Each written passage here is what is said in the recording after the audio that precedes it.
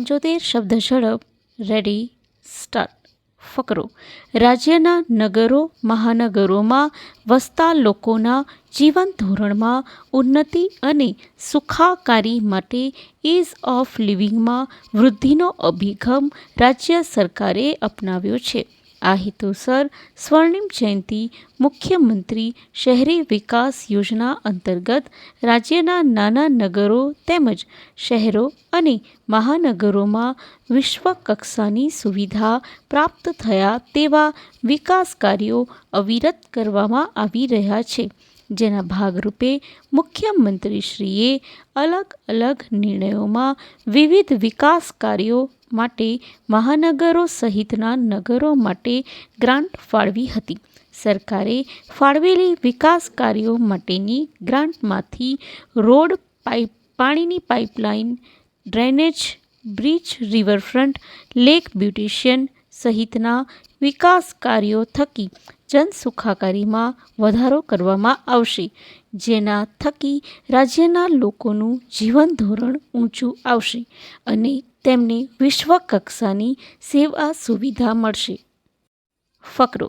ગુજરાતના world class ડેવલપમેન્ટના પરિણામે વધતા જતા વ્યાપાર ઉદ્યોગોને કારણે તીવ્ર બનેલા શહેરીકરણના પડકારોને તકમાં પલટાવવા વર્તમાન વડાપ્રધાન શ્રી નરેન્દ્રભાઈ મોદીએ 2010માં ગુજરાતની સ્થાપના સ્વર્ણિમ જયંતિ વર્ષે સ્વર્ણિમ જયંતિ મુખ્યમંત્રી શહેરી વિકાસ યોજના શરૂ કરાવી હતી. આ યોજનાની ઉત્તરોત્તર સફળતાને પગલે તેને વર્ષ 2026-27 સુધી ચાલુ રાખવામાં આવી છે.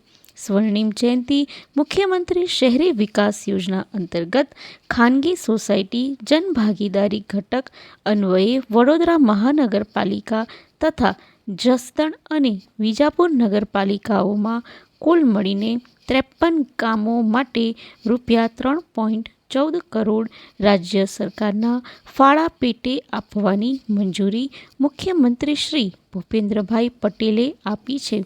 ફકરો. મુખ્યમંત્રીશ્રીએ આ સંદર્ભમાં વડોદરા મહાનગરપાલિકાને ₹2.78 કરોડના ખર્ચે વિવિધ કામો માટે મંજૂરી આપી છે. તેમણે જસદણ નગરપાલિકાને સીસી રોડના કામ માટે ₹19.17 લાખ તેમજ વિજાપુર નગરપાલિકાઓને સીસી રોડ અને પેવર બ્લોકના કામ માટે ₹17.43 લાખ ફાળવવા અનુમતિ આપી છે. રાજ્ય સરકારના આ નિર્ણયને પરિણામે વડોદરા, જસદણ અને વિજાપુર પાલિકા દ્વારા જનસુખાકારીના વિકાસ કાર્યો સહિત મૂળભૂત કોમન ફેસિલિટીઝના કામો સરળતાથી પાર પાડી શકાશે. ફકરો. તદુપરાંત અન્ય એક વિકાસલક્ષી નિર્ણય કરતા મુખ્યમંત્રીશ્રીએ અમદાવાદ, વડોદરા, સુરત અને ગાંધીનગર મહાનગરોને વિવિધ 502 જેટલા વિકાસ કામો માટે સમગ્ર તથા ₹1,664 કરોડ ફાળવવાની સૈદ્ધાંતિક મંજૂરી આપી છે.